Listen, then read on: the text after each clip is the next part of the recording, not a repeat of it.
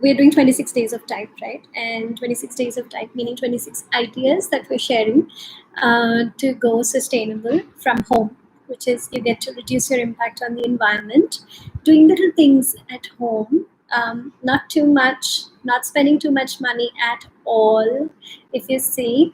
So we were on the fourth letter, which is D, and D is do it yourself. So I think uh, what better way than starting off with something which has a huge impact on our ecosystems, especially the waterways. So on an average, we dispose of about 30 liters of undiluted toxic mix every year, each family. So imagine the number of families we are in the urban centers, and imagine the amount of toxins that we are sending into the waterways. And this is only through the home cleaner, only through the floor cleaner. We also have dishwashers, washing liquid or powder. Then we have our laundry detergents, we have our bleaches. I mean, we're obsessed with cleanliness, right? Most of the homes. So imagine how much we're sending to the waterways. And I'll talk more about the impact of that in the blog post, because I'd like to keep this video short. So let's get down to the DIY. All right, so I'll be sharing with you two recipes today. And one is essentially for all purposes. So you can use it as a floor cleaner, you can use it as a surface cleaner, you can use it as a dishwash liquid, you can use it for laundry, you can use it for whatever you want with a few little tweaks here and there. And the second one is nice scented surface cleaner. So yeah, so we'll be looking at an ecoenzyme. An ecoenzyme, bioenzyme, is also called garbage enzyme, because all you need to create these is three ingredients. The first is water, and which I've crushed. Then I have some fruit peels from yesterday and this morning. So I'm using watermelon, and I'm using orange and pineapple and lemon.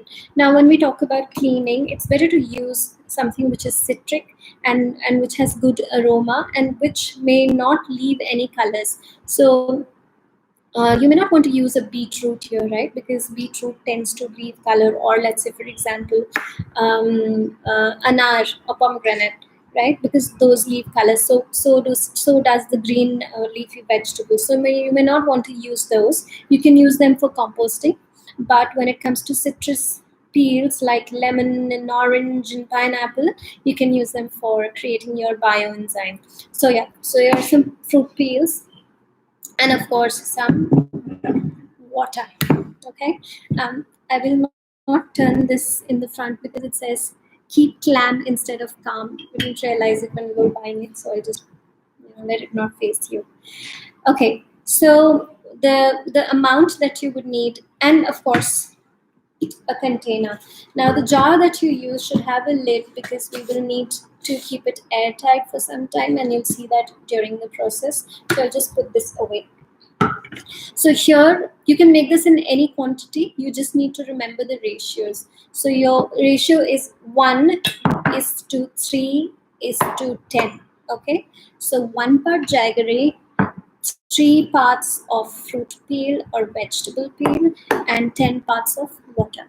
Okay, and your jar should be 20 parts. So just the double of whatever, because there will be a lot of fermentation and there will be a lot of gas that will be created here. So it's a very simple process. All you do is, so if you see, this is 1 part. Okay, I'll put the jaggery later. So this is tentatively 3 parts. Now you don't have to go all mathematics and precision on it. You can just go with your gut. Okay, so 3 parts of fruit peel.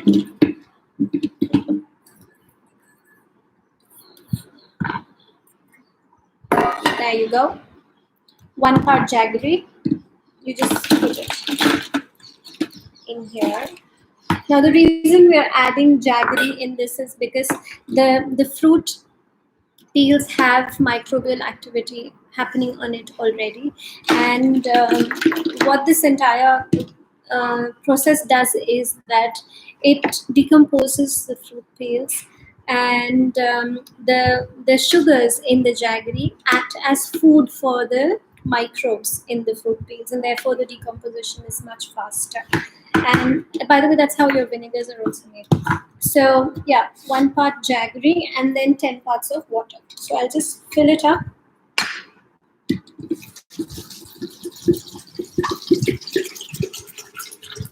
There you go.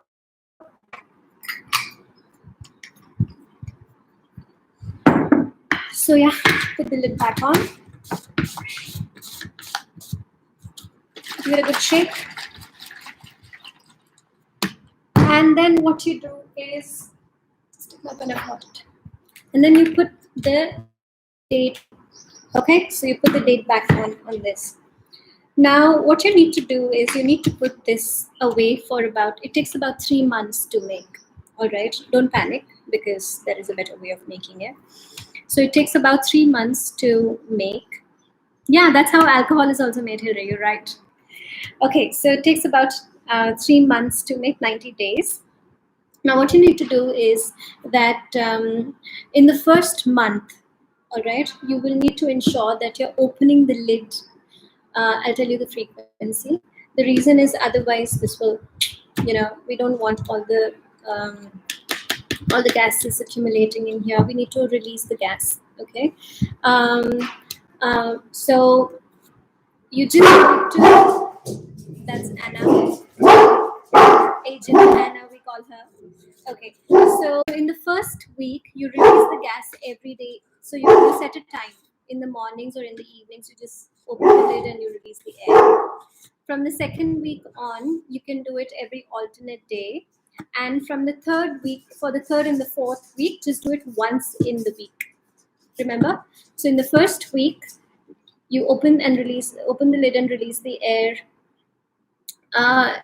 Release the air every day for a week. Then from the second week, you can use alternate days. And then third and the fourth week, you release the air only once in the week. And then in the second and the third month, you can just leave the lid be. You don't have to release any air. Also, do not put it under direct sunlight. It needs a little bit of warmth, but that's about it. You can put it on your refrigerator or maybe some corner in the house, but it doesn't need direct sunlight. All right, so what you will notice is that gradually during the fermentation process, there would be a certain vinegary smell vinegar smell, slightly, pungent smell that will come from the mix. Don't panic. There will be a white layer on the top. Don't panic. All right, if there's too much white layer on the top and if you feel it's kind of growing and fungusy, then you can add some more jaggery to it and just mix the whole thing and it will settle. Once the bioenzyme starts to get ready, you will see that all of the peels disintegrate and they start settling at the bottom. All right, once they're settled at the bottom and you see a clear liquid on the top, that's when it is ready. And the smell as well, it's more fruity and it's less pungent and more, slightly towards the better vinegar. So that's when you know that it is ready. Also, there will be support available. So, we're there on Sustainable Living every day. If you have any questions, you can let me know. And I'll be more than happy to help you out there with any questions. So that's how you make your bioenzyme. Also, whatever you have, okay, that's the first time that you're making it. When you're making it for the second time, so at the bottom, okay, sorry, one step back. So once the bioenzyme is ready, you just sieve it, right? And you separate the liquid from the pulp, right? So there would be the fruit peel. There will be a pulp at the bottom settled. You just need to separate that from the liquid on the top. The liquid on the top is your ready bioenzyme. You just need to add like 1 capful in a bucket, just like how you use your regular floor cleaners. You just need to use it in the same proportion. You can also add some essential oil to it. If let's say you want some fragrance. So the pulp can be used as a starter for the next batch. All right, so after 3 months you can use a little bit of the pulp for as a starter. What that will do is that instead of you taking full 3 months, the process can be condensed to just 20 days to a month's time. So that's how short a time, and you can just keep introducing the pulp as a starter in every new batch that you're making. So it's that simple. Also, what all can you use this for? You can use this to wash. One is, of course, a floor cleaner. You can use it for surface cleaning as well. So you just dilute it in water and you put it in a spray bottle, and then you can use it for surface cleaning and whatever you'd like to clean. The other way is that if you want to wash your dishes with it, you can also use it with soap nuts. So soap nut, so if you have, let's say, 1 liter of bioenzyme liquid, you just add 250 grams of soap nuts to it. How do you use the soap nuts? You can directly either soak the soap nuts in water and make a pulp out of it, and you can add to this, or you can boil the soap nuts, make a pulp out of it, and add to this. And and you can then use it for your utensil cleaning. Also for your toilet cleaners, if you're using just the liquid, then you just spray the liquid, leave it for 10 minutes on the commode, and you just leave it for 10 minutes, and then you wash off your commode. And then if it's for hard stains on the commode, you use the pulp. So you use the pulp, you put the pulp on the commode, leave it overnight, and then wash it in the morning, and it goes off. You can also use the pulp for hard stains, which is on your taps and on your tiles and everything. You can just leave some pulp, leave it overnight, or leave it for 15 to 20 minutes, and just scrub and with warm water, and it should be gone. So yeah, so that's how it works. We have a few questions. How do I use it? I think Hillary.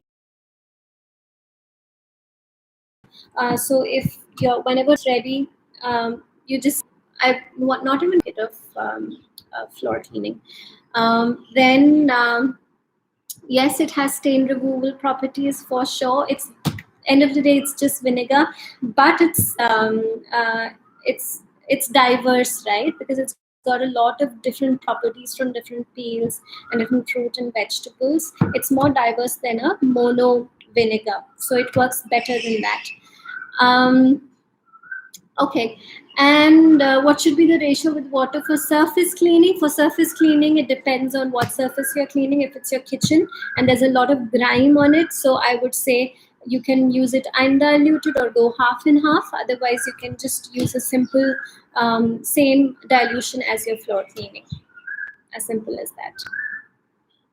Okay, so that's your bioenzyme all ready to go. Okay, so this is a ready bio with soap nut, and so it's got bioenzyme as well as I've mixed it with soap nut pulp. So this is how it is. It's quite liquidy. I use this for laundry detergent sometimes. Otherwise, I use a homemade laundry detergent as well, which is a powder form. Then if you want to make it slightly thicker, if you are those kinds who like it to be thickened, then you can use xanthan gum. So xanthan gum is something is a natural thickening agent from trees and plants. So you can use that. You can soak some of the xanthan gum overnight in a bioenzyme and just whisk it in the morning, and it will be ready. So that's one. And this is an orange and lemon. Do you see? It's a clearish liquid, right? So this is how the floor cleaner would look like. Yeah. So we have one batch which is getting ready with neem and lemongrass and lime and pineapple. So depending on what you want it for, what need you want to solve, you can use the fruit and the vegetable peels or plant extracts as well. You can also do very fragrant ones with flowers. You just don't have to use any fruit and vegetable. You can just do flowers. like rose, for example, or jasmine, for example, right? And you can use that for cleaning your surfaces, and it will be fragrant as well. Similarly, if you're looking for something which helps you with repelling insects and mosquitoes, um, uh, then you can make a bioenzyme with lemongrass, citronella, neem, right? And so any plant which has properties to repel insects and mosquitoes, you can make a bioenzyme with that. Okay, the second one is a very simple recipe. It's a 1 week. You'll have to be patient for just about a week for that. And for that, all you need is, again, your vinegar. So it can be white vinegar or it could be cider vinegar, whichever you want. You'll need water for it. And you will need something, um, something that you would want the fragrance from, right? And the properties from. So this is a surface cleaner, essentially a very fragrant surface cleaner, and the fragrance is essentially to mask the vinegar odor when you're cleaning. So what you do is you need 1 part water. So in this glass jar I already have 1 part water. I'm going to add 1 part vinegar to it. I can smell the vinegar. Agent Anna is at it again. And then what you do is, I'm using the orange peels here. You can also use lemon peels, all right? So I'm just going to add the orange peels in this. It's up to you. There's no specific quantity. I'm also using basil in here. I'm adding it because it'll be a nice combination. That's it. And then you just shake it, mix it well, and you leave it for about a week's time. Yeah, so that's that. You can replace the basil with mint. You can use sage. You can use, whatever you have with you, and that's it. So for this particular recipe, because we've already mixed water with this, you may not want to dilute it further, and you can use it as is.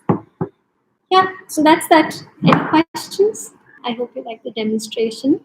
If you have any other questions, you can post them in the comments, and I'll see to it that I respond to them. Thank you so much. Love you all. And say yay to the planet and stay safe. Bye bye.